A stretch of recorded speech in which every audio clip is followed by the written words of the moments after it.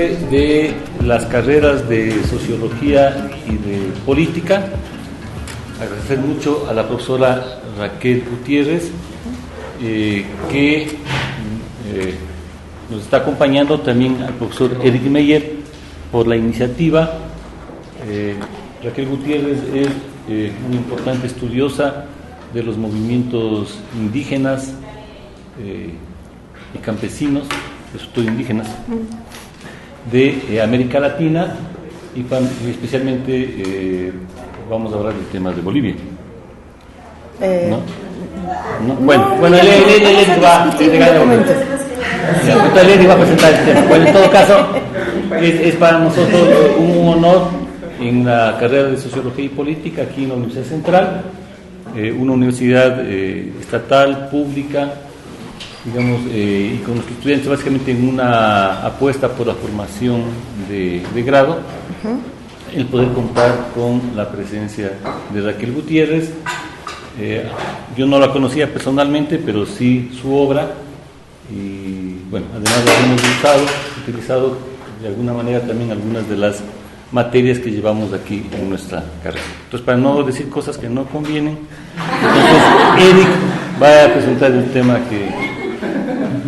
Yo solo quisiera agradecer a Raquel por su entusiasmo de acompañarnos aquí. Me parece una linda oportunidad de enriquecer nuestras reflexiones aquí sobre lo que se está pasando, ¿no? Y justamente algunos y algunas de ustedes quizás sí pudieron leer el texto que fue como la propuesta para preparar la discusión, no todas y todos, pero la idea básica es escuchar la propuesta que viene desarrollando Raquel sobre políticas en femenino, ¿no?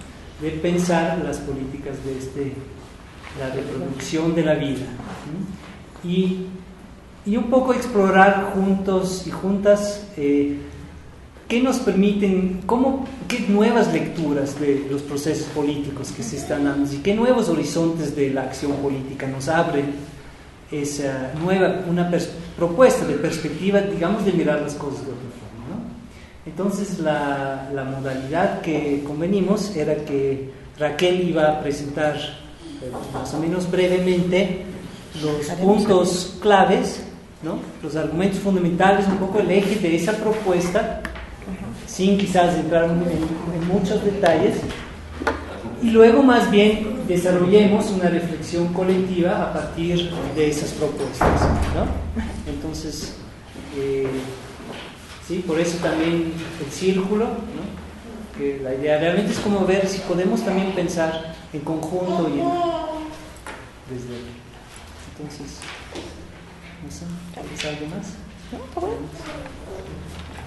Bueno, pues muchas gracias a todas y a todos los que están acá, que, bueno, pues que me dan esta oportunidad de interactuar con ustedes y de pensar, de presentar algunas de las ideas que yo vengo desarrollando desde donde trabajo, desde donde vivo ahora, en México.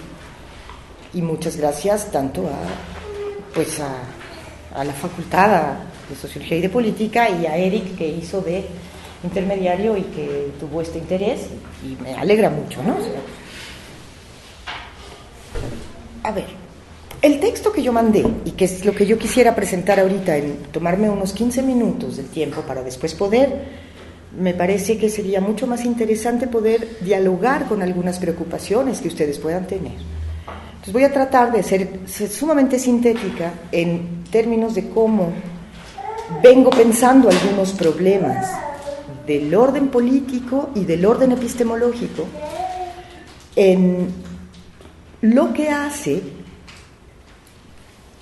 a entender las transformaciones sociales que se vivieron en nuestro continente, sobre todo desde los últimos años del siglo XX y los primeros años del siglo XXI, y pensar claves para lograr entender cómo es que este conjunto de aspiraciones de transformación social, que a mi juicio fueron puestos en el tapete de manera muy vigorosa por los pueblos indígenas, por los movimientos indígenas en nuestro continente, acá en Ecuador y en otros lugares también.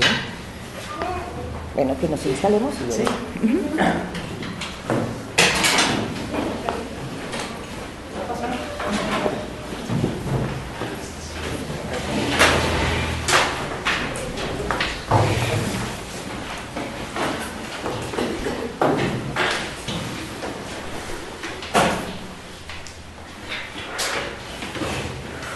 Bueno.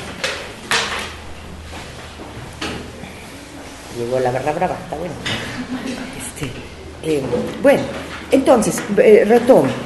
Lo que yo he estado pensando y me he estado preguntando es cómo podemos pensar, por un lado, lo que percibo como límites de la acción política y de los horizontes de deseo, que es una expresión muy de Bloch, muy de la Escuela de Frankfurt, estos horizontes interiores que se desplegaron en la lucha y que a veces no lograron expresarse de forma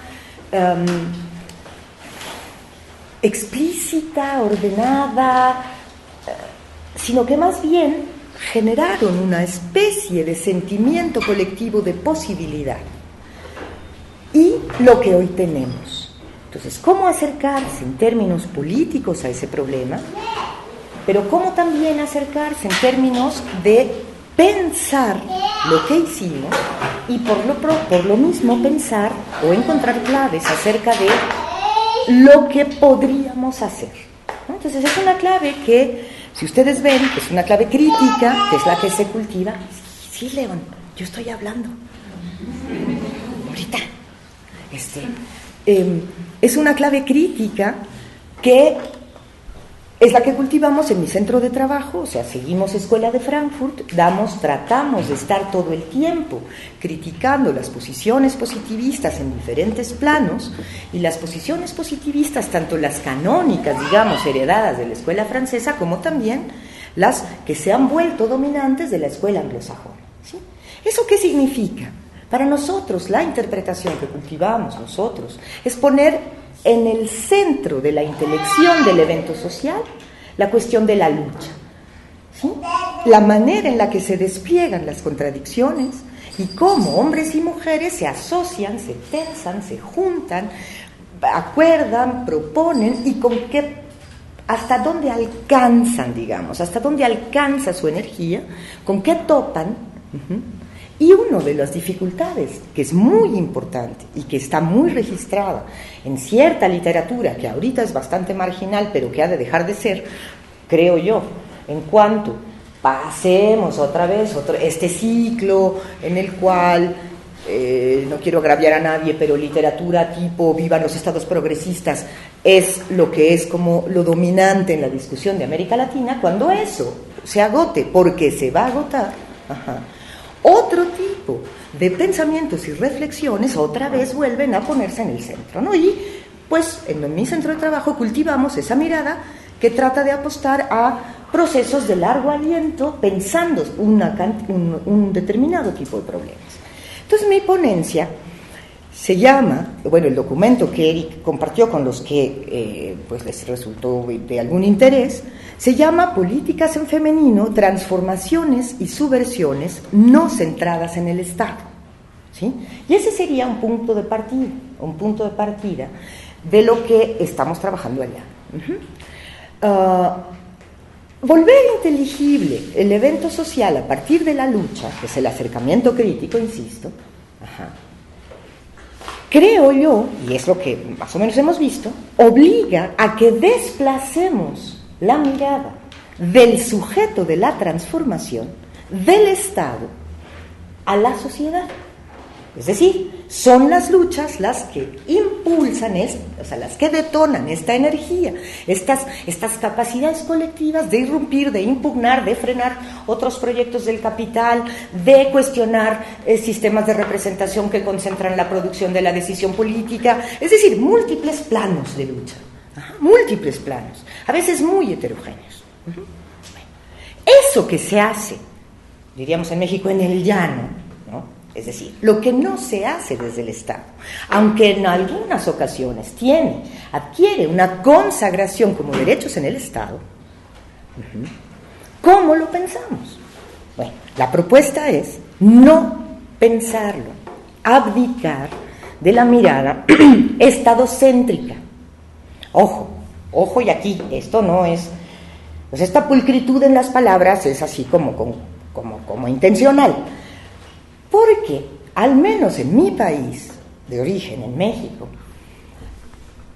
una de las grandes escisiones en las que quedamos atrapados es una escisión entre aquellas posturas y aquellas luchas que van a de inicio centrarse en ocupar ámbitos del Estado para ahí insertar transformaciones, y otra enorme corriente, pero completamente divorciada, que va a plantear que no podemos tener ningún tipo de relación con el Estado, me estoy refiriendo claramente al zapatismo, ¿no? Y que más bien hay que establecer los términos de la creación de posibilidades de autonomía material que garanticen autonomía política. Y lo que es interesantísimo en el caso zapatista es que se han dedicado a hacerlo, ¿no? Constituyendo sus estructuras de gobierno a nivel local, consolidando sus modalidades de autodefensa a nivel local y estableciendo ahí y organizando y practicando un tipo de relación, ensayando las relaciones sociales que quieren construir. Bueno, pero esto aparece como si fueran dos cosas divorciadas, separadas, distintas. Ahora, punto y aparte. Si ustedes cambian ahora la mirada y empiezan a ver, por ejemplo, la experiencia y rastrean, cepillan las experiencias de lucha de lo acontecido, por ejemplo, en Bolivia, y aquí voy a un poco pisar huevos porque no conozco plenamente, pero a mí me parece que hasta cierto punto en Ecuador también, ¿no? Este torrente de luchas, ¿sí?, que estaba haciendo cosas por fuera del Estado, cosas muy importantes, que sin embargo a veces no teníamos un arsenal teórico para pensarlas, para poderlas codificar con claridad, para poder precisarlas allí. Logró erosionar la propia estructura política de estos países. En el caso de Bolivia es muy claro, colapsó el sistema partidario, pero colapsó en el sentido pleno de la palabra, colapsó el sistema partidario y de representación política construido en la época liberal, ¿no? Y aparte se pusieron una serie de límites a los ¿cómo se llaman estos? A las digamos, a las arremetidas de despojo capitalista, ¿no? Usando, digamos, la noción de Harvey, ¿no? O sea, este despojo enloquecido de mercantilización de prácticamente toda la riqueza social o común, convertirla en mercancía.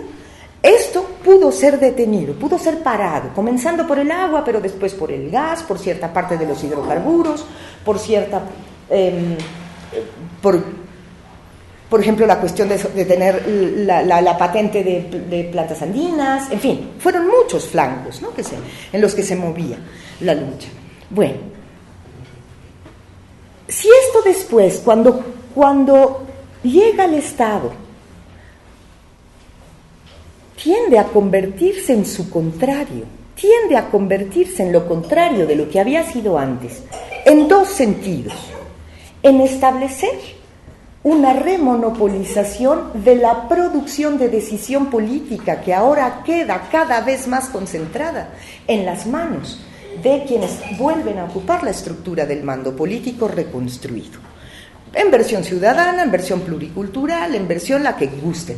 Pero lo que ocurre efectivamente es que a esa sociedad que había logrado ampliar el espacio político de las ciudades, de los países, para que entre muchos y de muy diversas maneras y bajo formatos muy diversos se lograra producir decisiones, se lograra producir y establecer los criterios de aquello que debe hacerse.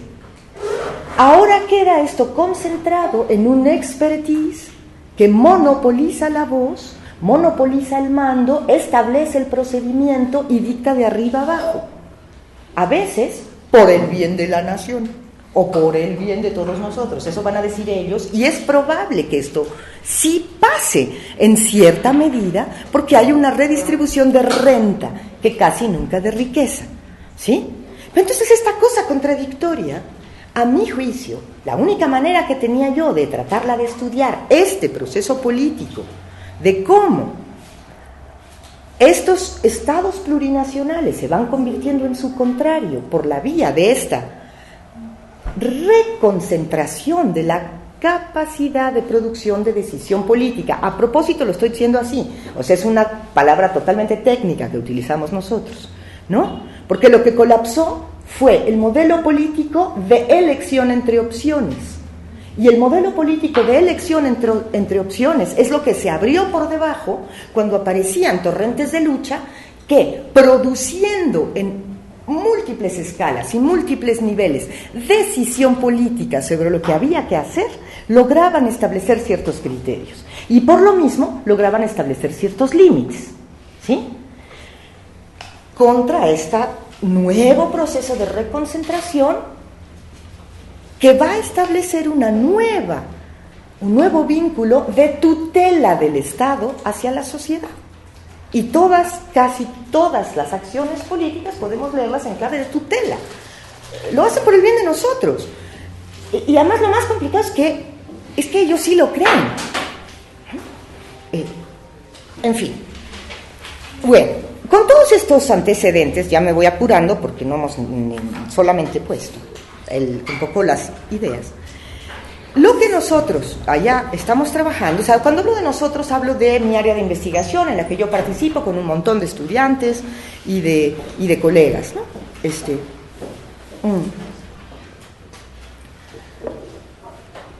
Lo que nosotros distinguimos es un par de categorías para poder nombrar estos horizontes políticos. Entonces, considero yo que ha habido una reconstrucción del horizonte nacional popular por la vía, y que esa es un poco, se puede inscribir así, y se puede nombrar así, lo que están haciendo los estados hacia las sociedades. Y volviendo, insisto, a recomponer una relación de divorcio y jerarquía, y reinstalándola. Pero eso otro que he estado simplemente describiendo de múltiples maneras, que ocurren en múltiples niveles, luchas de los movimientos indígenas, luchas de pobladores periurbanos, luchas de jóvenes, luchas de estudiantes, luchas de mujeres que inscriben impugnaciones en el orden general de la convivencia social, etc. Todo eso, a mí me da la impresión que hizo aparecer un horizonte comunitario popular. Y este horizonte comunitario popular, que pongo en contraste, no dicotómico, hay un montón de cosas en las que pueden ser hasta cierto punto compartidas, aunque claramente distinguible de este horizonte comunitario popular, una de las cosas que tiene como aspecto central, a mi manera de ver, es que no es estadocéntrico. No es estadocéntrico. ¿Y qué quiere decir eso? ¿Que va a ser antiestatal cuando ocupe serlo? ¿Que va a entrar y salir del Estado cuando ocupe? ¿Que va a tener una lógica interna que no pasa por entender que la transformación social y que lo que podemos desear colectivamente pasa por reordenar el Estado? No pasa por ahí. Ese no es el centro, y por eso es lo de no estadocéntrico, sino que está en otro lado. ¿Y dónde está? Bueno, yo tengo la impresión que el punto de partida de todas estas prácticas que nutren un horizonte comunitario popular están en esfuerzos colectivos, sistemáticos, variopintos, a diversas escalas, en distintos espacios, por ampliar las posibilidades de la reproducción material de la vida social. Es decir, ponen la reproducción de la vida social en el centro y despliegan la lucha desde allí. Y a veces tocan al Estado y a veces no. pero su corazón, su núcleo, es la garantía de existencia, de defensa y quizá de ampliación de las condiciones de reproducción material de la vida social. Entonces yo puedo leer muchas cosas de la historia si pongo esa clave interpretativa. Puedo, por ejemplo, leer las luchas por la tierra en muchos lugares como una lucha que tiene que ver con la cuestión de la reproducción. Puedo ver las luchas defensivas muy radicales que tienen diferentes colectividades humanas a la hora que se les vienen encima proyectos de desarrollo no decididos por ellos, también en clave de conservación y defensa de esas condiciones materiales que garantizan la reproducción. En Bolivia, hace muchos años, en el año 2000, cuando comenzó, por ejemplo, la defensa del agua, decíamos que era una política de necesidades vitales, así le decíamos, ¿sí? Pero en general, ahora, lo pienso como algo mucho más amplio, porque esto de las necesidades vitales luego no me salía bien, o sea, no nos acababa de gustar, pues, ¿no? Porque no nos permitía enlazar con otras perspectivas. Pero si ponemos en el centro para mirar el asunto político la cuestión de la reproducción, empiezan a cambiar las cosas. De alguna manera como que se desacomodan ideas, argumentos, lógicas, esquemas conceptuales que han sido habilitados en toda la tradición moderna desde otro lugar, desde el lugar del Estado, que es el lugar eminentemente político, ¿no? Bueno, aquí, como son muchos estudiantes de sociología, me permiten una disquisición así erudita, ¿no? Lean la filosofía del derecho de Hegel, ¿no? Hegel, en la filosofía del derecho, que es un sustrato fuerte del derecho moderno, del pensamiento político moderno, va a decir: hay dos asuntos que son objeto del derecho: los asuntos civiles y los asuntos políticos. Los asuntos civiles se tratan de una manera, los asuntos políticos se van a pensar en el Estado. Y hay un ámbito que podemos llamar, dice él, de lo social natural, que es el lugar donde se hacen una serie de procesos y actividades para reproducir la vida humana. Y eso no es objeto del derecho. El único asunto interesante que se anida en el ámbito social natural es el asunto de cómo se transmite la nacionalidad a la progenie. Todo lo demás no nos interesa. Bueno, es que es muy fuerte este asunto. Y por eso así le doy un poquito de histrionismo a la hora que lo digo, ¿no? Porque justamente si pensamos desde el ámbito social natural, la distinción público-privado cambia de lugar porque se nos hace borrosa, porque empezamos a ver cosas, de alguna manera, procesos similares, ¿sí? Y podemos entender trasvases que en otro código no es nada de fácil entenderlo. Se van a leer en clave corrupción, se van a leer en otras claves, pero si miramos desde acá, de alguna manera, como en una especie de juego de Gestalt, las cosas van cambiando.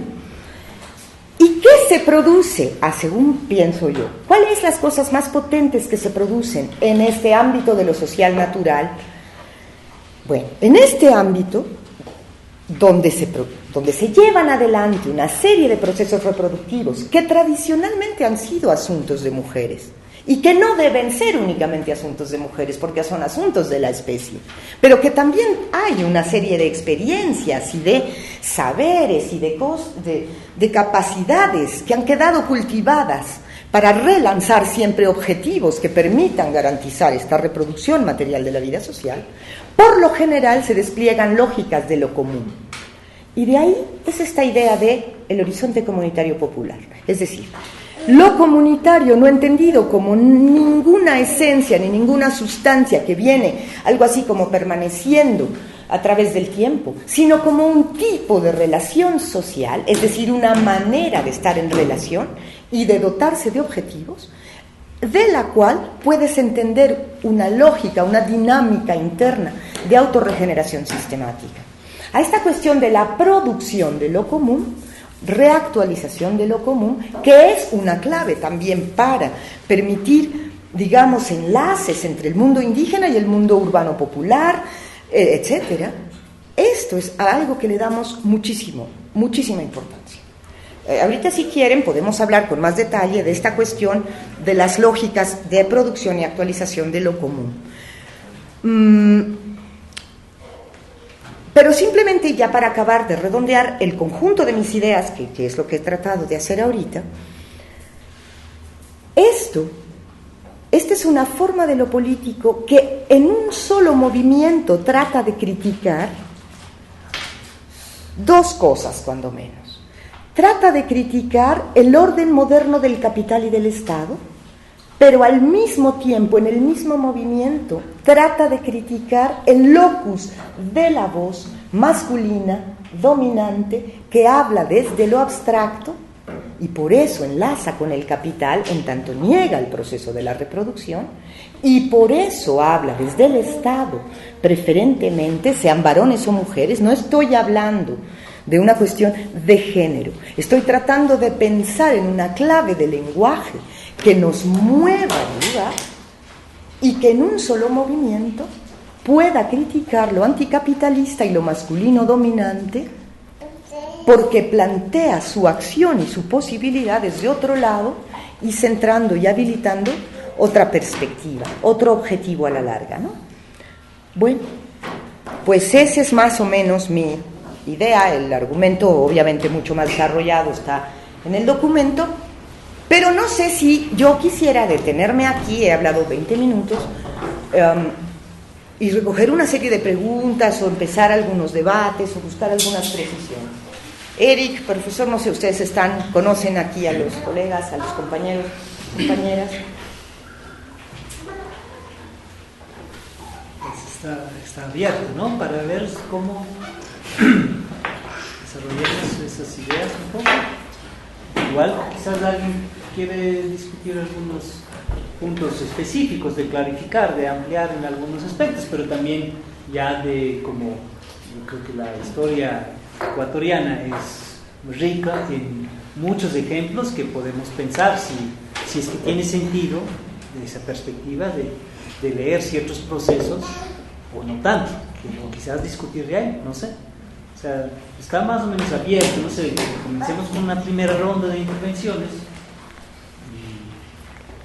Bueno, yo leí tu texto, tal vez no toda la calma si me hubiera gustado hacerlo, pero lo leí. No es la primera cosa tuya que leo, ¿no? Por sus trabajos que has hecho con Rina, con Adolfo, etcétera, que además son mis profesores. Y creo que tiene el gran valor de iluminar desde la tradición del pensamiento crítico un aspecto muy importante de las luchas de los pueblos que ha sido oscurecida o ninguneada o puesta en un segundo plano, que son básicamente todas estas luchas en el ámbito de la reproducción de la vida, como por fuera del ámbito de lo directamente productivo, o al menos lo productivo entendido en términos capitalistas, ¿no? En donde efectivamente las únicas protagonistas no son las mujeres, ¿no? Aunque han sido pilar, ¿no?, de muchas de estas luchas, pues están también los hombres, mujeres, niños y ancianos, como les gustaba decir a los zapatistas en México. Me parece, y tú lo dices tanto en tu texto como lo repetiste ahora, que la mayor parte de estas luchas en América Latina a las que te refieres básicamente son luchas como de carácter defensivo, y eso se explica, ¿no?, porque los últimos 20, 30 años no solo América sino el mundo ha vivido una ofensiva, un embate del capital contra los pueblos, desplegada en muchos planos, ¿no? Entonces obviamente lo que tenemos más cercano en nuestra historia, en Bolivia, en Ecuador y en México, son estas luchas que defienden lo común frente a las iniciativas privatizadoras o de saqueo o despojo, como le queramos llamar. No obstante, digamos, hay algo que no aparece mucho en el texto, aunque sí lo mencionaste un poco de pasada en la charla, que sería el otro aspecto de la lucha de los pueblos, que es aquellas iniciativas que no solo defienden, sino que intentan de alguna manera reapropiarse de lo que hoy en día ya está privatizado y expropiado. Y no me refiero solo a la capacidad de decisión sobre lo público, sino la riqueza material también, ¿no? Es decir, llevamos al menos 400, 500 años de un proceso de acumulación de capital que no ha hecho sino despojar, ¿no?, de la riqueza a los sujetos sociales. Y ahí me parece que tal vez haría un poco más falta hacer referencia a este otro tipo de luchas que intentan recuperar lo que ya fue expropiado, ¿no? Y creo yo, y esa es una hipótesis, es algo para discutir, que ahí el tema de lo estatal, ¿no?, y del papel del Estado, de los estados de transición y eso, tal vez adquiere otros matices. Porque a veces, bajo ciertas coyunturas históricas, creo yo que lo que tú denominas lo público estatal puede también, eventualmente, cuando está bastante vigilado y controlado por los de abajo, ser una herramienta y un instrumento para luchar contra lo privado, o en otras palabras, que la distinción entre lo público comunitario y lo público estatal en esos momentos revolucionarios, vamos a llamarlo con su nombre, comienzan a perder esa separación tan tajante que en la vida normal de los pueblos está como muy marcado, ¿no? Los de arriba deciden, los de abajo obedecen, ¿no? Y la historia latinoamericana reciente también tiene por ahí algunas experiencias que más o menos han apuntado hacia allá, en donde los estados no necesariamente, o los proyectos estatales no necesariamente van en contra de la lógica de lo común, sino a veces, y pienso en el caso venezolano, que es el que yo he estudiado un poco más, tal vez no ahora, pero hace algunos años, desde el aparato estatal, el grupo político que está como tirando el horizonte más lejos, de alguna manera le dice a la sociedad, organízate, y de alguna manera pone en cuestión al propio Estado, y tómate tierras y tómate las fábricas y vamos a crear leyes que van a defender eso. Claro, no sin idealizarlo, ni mucho menos, con sus contradicciones y sus límites también, ¿no? Entonces creo que hay falta algo ahí. Va. Seguimos un poco, ¿no? ¿no? Seguimos un poco, ¿no? Quisiera hacer un par de preguntas.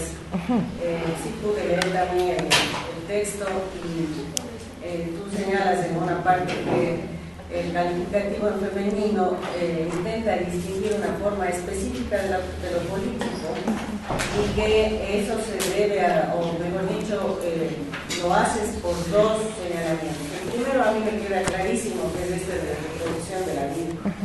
Pero el segundo, tú dices, se trata de establecer algún tipo de sentido de inclusión que es difícilmente analizable desde cánones clásicos de comprensión de lo político.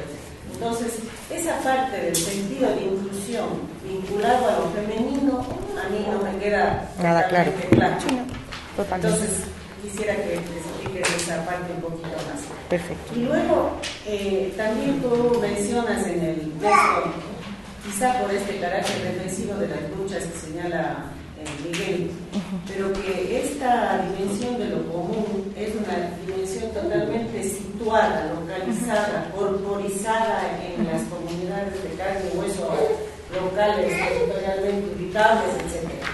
Entonces, la pregunta que me surge a mí es hasta qué punto eso es sostenible en el largo plazo. Porque, como tú dices, en movimientos revolucionarios pueden haber momentos revolucionarios, o sea, efervescencia de muchas comunidades actuando y autogobernándose, pero como que siempre los procesos al institucionalizarse hace que toda esa ola se baje, se pierda, y esa institucionalización probablemente se debe, por un lado, a esta necesidad de la forma-nación en la que tenemos que enfrentar la geopolítica mundial y, digamos, los poderes internos que también, digamos, un proceso revolucionario tiene que enfrentar, que necesariamente implica una cierta centralización. Entonces, digamos, ahí me parece que hay como una dinámica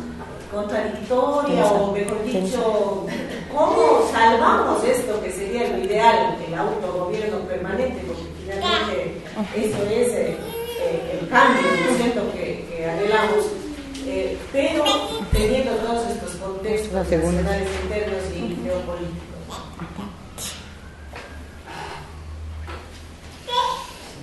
¿Le damos una vuelta? ¿Tú tienes algo más? Yo no, pero seguramente Bueno, hay ya han otras. puesto dos ¿O tú temas, quieres ya pero- intervenir sobre estos puntos? En estos puntos, porque han sido puntos Son súper específicos. así, y súper específicos. A ver. Tienes toda la razón, Miguel. Vaya. Digo, a mí me cuesta a veces más trabajo hablar y señalar, porque a veces señalar estos momentos ya plenamente desplegados, como le decimos nosotros, o plenamente ofensivos de estas tramas comunitarias politizadas que están tratando de subvertir y de trastocar el orden dominante. Y cuando eso pasa, claramente, el punto que se pone en el eje mismo del horizonte de lo que van haciendo los que pelean, es la reapropiación de la riqueza material, ni más ni menos, con dos dificultades. ¿Cómo a otra escala?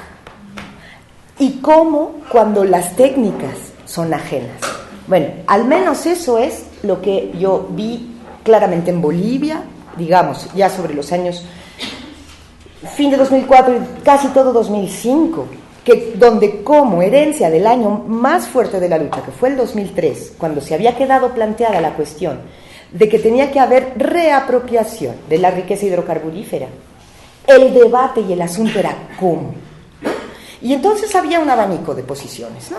Estaba una posición, por supuesto, que es la que después se inscribe, además bastante más achatada, que es la posición de nacionalización, que se inscribía en el canon clásico de este límite de la nación, ¿no? Entonces, estamos saliendo de un siglo XX donde hemos tenido naciones, donde se ha estructurado un sistema de naciones, donde se ha organizado un sistema supranacional según de regulación de las relaciones entre las naciones como unidad política básica, y entonces de repente cuando viene esta lucha que emerge, choca con esta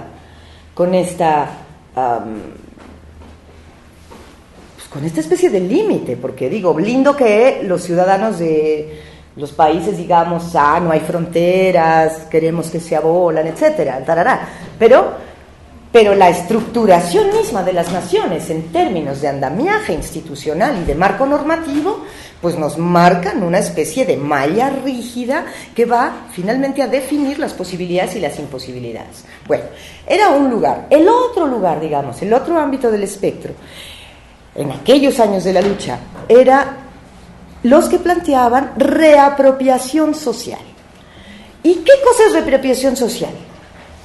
Y la gente decía, porque así lo decía, era muy interesante, no sabemos, pero que no sea eso público-privado, que ya vimos cómo funciona.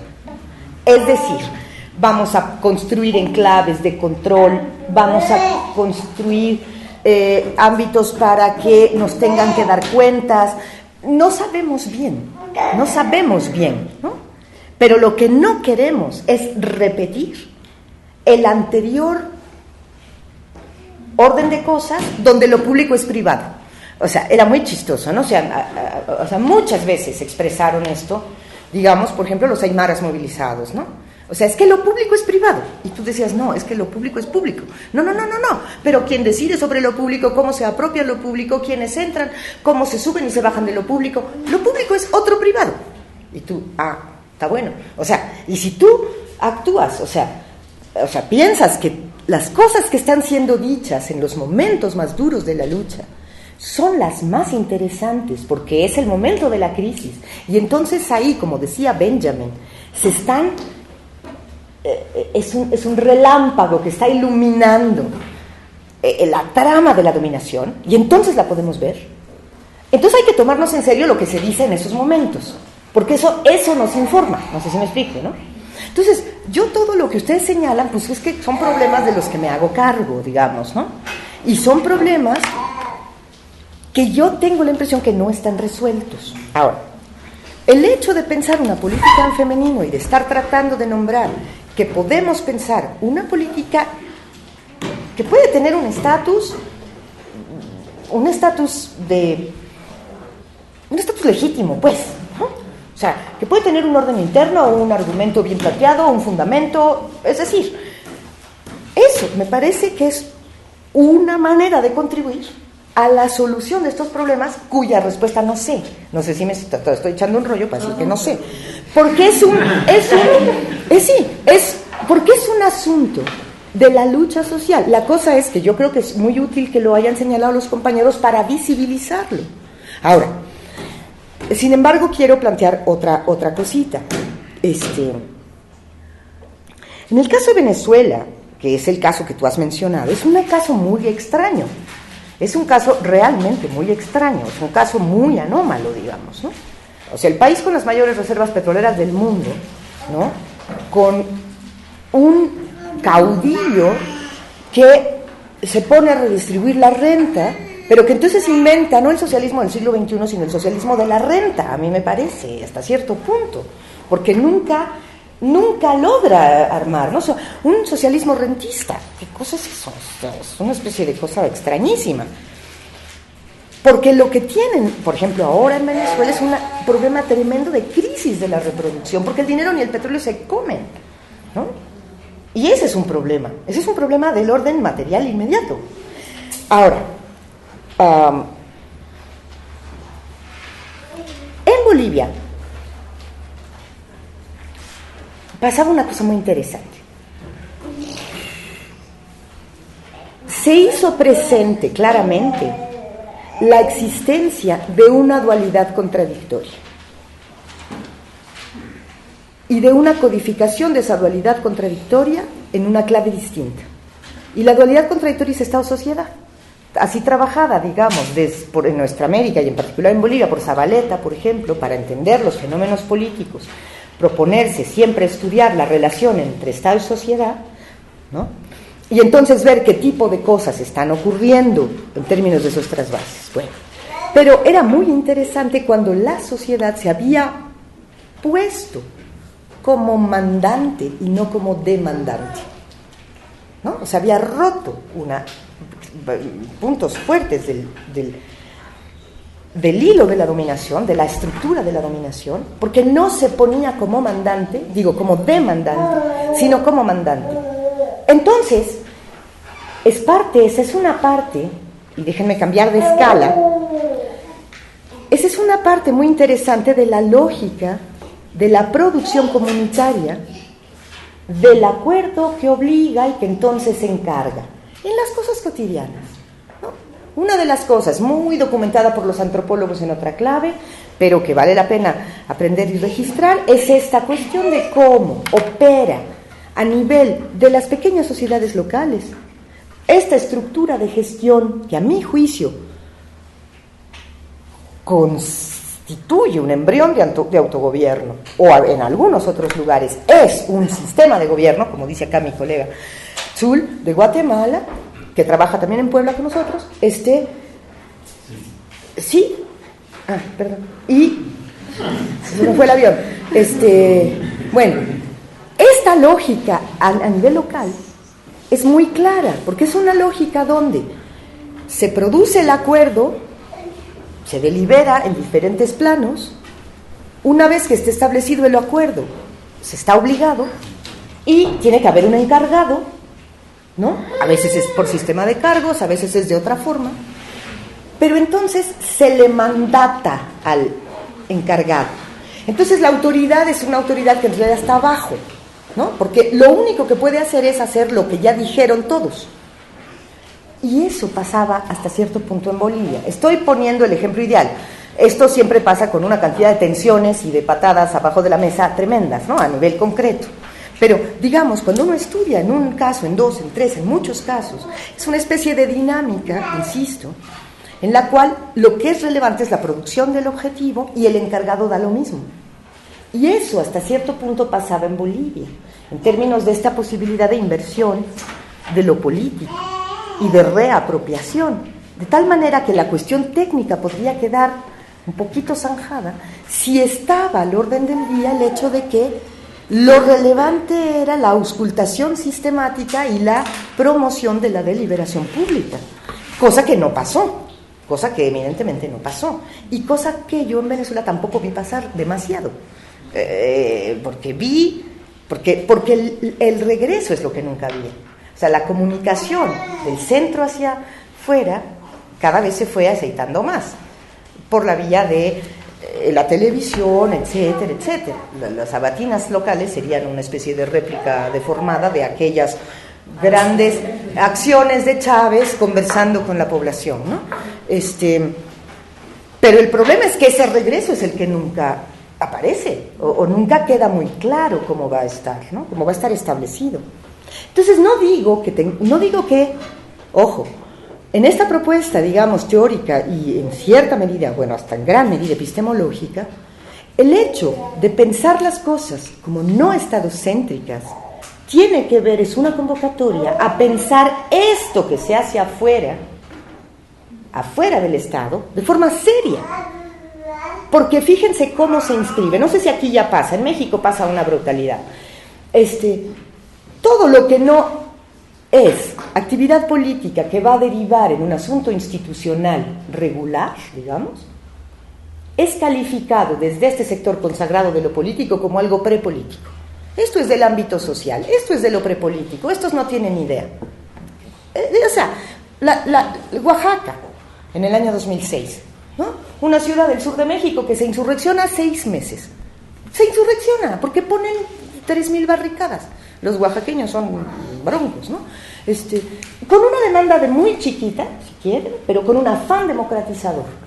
Bueno, la acción colectiva más interesante y más masiva, a mi juicio, desde la Revolución Mexicana, era calificada con una sinvergüenzura loca, desde el ámbito de lo político formal, como esto es del ámbito de lo prepolítico. Aquí están echando relajo en sus barricadas, ¿no? O sea, no tienen programa.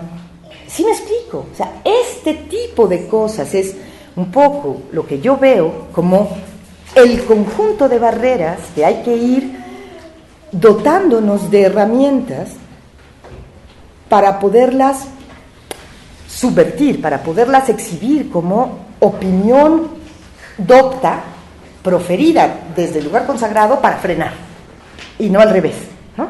Entonces, yo veo que el problema de la nación es un problema enorme, y veo que el problema de cosas que necesitan ser gestionadas, sobre todo la matriz energética de los países, ese es uno de los asuntos más duros, que se gestiona a nivel nacional, a nivel central. ¿Cómo se trastoca eso? ¿Cómo problematizamos esto? ¿Desde dónde? ¿Desde qué ángulo? El plantear la cosa desde la reproducción y el plantear la legitimidad de una política no estadocéntrica es un esfuerzo por provocar, sobre todo, o sea, por provocar al pensamiento para que asumamos los problemas que nos mandó la realidad. Es un poco mi lectura, ¿no? Ahora, esta cuestión, qué aguda tu lectura, esta cuestión del sentido de inclusión y el código de pertenencia es una cosa que no está bien trabajada en este texto, está bien trabajada en otro, pero, a ver,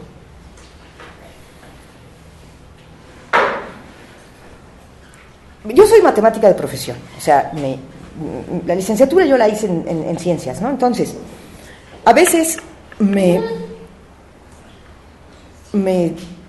saco unos conceptitos así que trato de luego ir elaborando, y este es un caso de esos, porque es una manera de tratar de nombrar algo que se experimentaba en la vida cotidiana, en la vida en la vida cotidiana de la política en movimiento, ¿no? Todos, y voy a tomar la lucha, una de las luchas que más conozco, la lucha que se dio en Cochabamba para defender el agua en el año 2000, que se formó una gran asociación que nunca se institucionalizó, que se llamaba la Coordinadora del Agua, y que era básicamente la producción colectiva de un sentido de inclusión, que se consagraba en una consigna que a veces se gritaba: todos somos la coordinadora, nosotros somos la coordinadora. Entonces, ¿quién es? ¿Qué es la coordinadora? Nosotros somos, todos somos. Era una especie de cosa que trataba de evitar el quedar instituido. Y era una producción de un sentido de inclusión que se puede expresar, que se construía un lugar donde el eje central de lo político ahí era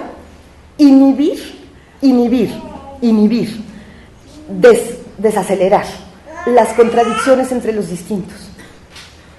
¿Sí me explico? O sea, no era algo que se basaba, la política de la coordinadora no se basaba en tratar de establecer un perfil definido, sino en administrar y gestionar inhibiendo las confrontaciones más violentas, las posiciones más violentas, tratar de que de todos modos, más violentamente confrontadas al interior de los que luchaban, tratar de que todos, de todos modos, cupieran en ese como gran paraguas que se llamaba coordinadora.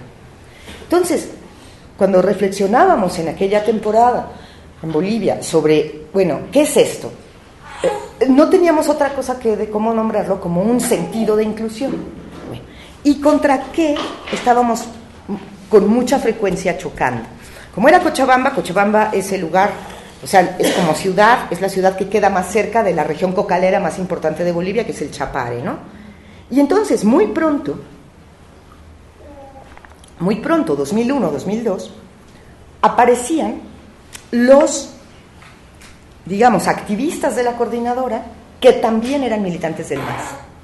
Y que entonces había un estricto código de pertenencia al MAS, porque el MAS era un partido, era una estructura de otra calidad, el MAS, el Movimiento del Socialismo, ¿no? El partido del Evo, y había esta estructura de lucha que estaba tratando siempre de establecer un sentido de inclusión. ¿Sí me explico? Entonces no lo defino bien. La preocupación es porque esa es una característica de pensar en femenino. Porque yo creo que este sentido de inclusión, que siempre pone justo la inclusión no la inclusión buena onda, acá, wow, no. La inclusión en el sentido de vamos a dotarnos de un propósito y lo vamos a lograr. Entonces, al único que vamos a correr es al que sistemáticamente se esfuerce por boicotear nuestra conculcación, nuestra acción colectiva por llegar al propósito. No vamos a correr a nadie antes. ¿Sí me explico? Es decir, vienen ahorita 5 militares. Bienvenidos, pásenle, señores, siéntense. Si ustedes van a estar espiándonos y luego van a ir a matarnos, claro que les vamos a correr. Si ustedes nos van a venir a decir, oigan, no se vayan por tal camino, váyanse por otro, está pasando tal, señores, porque van a entrar con la consigna, es que nosotros también tomamos agua y nosotros también tenemos un sistema independiente. Tú lo que haces con el militar, le dices, pásele, don, siéntese, ¿no? ¿Quiere un café? Ese era un poco el juego de la coordinadora, una cosa que incluía, es decir, era una cosa que era un esfuerzo colectivo que se podía ir como, voy a hacer una palabra fea porque es que no sé cuál otra poner, pero podía ir como convirtiendo, como estructurando una especie de coreografía. De coreografía, exacto, porque todos servían para algo. ¿Sí me explico? ¿Cómo? Administrando la tensión interna, estableciendo lo que no valía que dijeras, estableciendo cómo no valía que te confrontaras a muerte con alguien. ¿Sí me explico? ¿Sí? Bueno, esa es una forma distinta de política, porque no es establecer, bueno, ya si tú lo quieres un poco más, más abstracto como yo lo he pensado, porque desafía los términos en los que se ha impuesto lo político, en términos de codificación de lealtad, de como forma masculina. ¿Perteneces a esto o no perteneces? O sea, y ahí sí, el formato militar es el colmo. Estás de un lado o de otro, ¿no? Esto es exactamente lo contrario. Todo lo puedo reconvertir para usarlo. De todo, colectivamente podemos apropiarnos para usarlos, si administramos internamente. ¿Sabes? Si lo que no vale, es que choquemos. O sea, es que, ¿sí me explico? Entonces, bueno, no está explicado acá. Me cuesta incluso mucho trabajo de explicarlo a partir más allá de explicarlo a partir de ejemplos o de prácticas, una y otra vez repetidas, una y otra vez experimentadas. Pero a mí me parece que es fundamental. Es fundamental porque entonces la manera de producir unos otros es otra. Antepones el problema que vas a superar, no en aquello que vas a creer. ¿No? O sea, eso es lo que te planteas. Y esa es la lógica básica de producción de lo común. Una lógica de producción de lo común, según hasta ahora nosotros pensamos, allá en Puebla, es una capacidad humana para superar un problema de manera colectiva. Es decir, dotarte de un objetivo y ver cómo lo logras, ¿no? Esa es la cosa. No es tanto cómo te adscribes, cómo te organizas en el otro sentido, estableciendo unos términos de asociación más bien contractual, etcétera. No, es qué problema supere. Y allí, entonces, cómo entre todos se va distribuyendo el peso de producir la solución y se van estableciendo los términos del usufructo de esa solución. ¿Sí? Esa es un poco la manera en la que entendemos esta lógica de lo común. Absolutamente. Totalmente práctico. Práctico. Entonces, no la abstracción que generalmente se asocia con lo masculino. Exactamente. Es una cuestión concreta. Es el hacer concreto. Es el hacer concreto. Exacto. Es el hacer concreto. Es el hacer concreto, ¿no?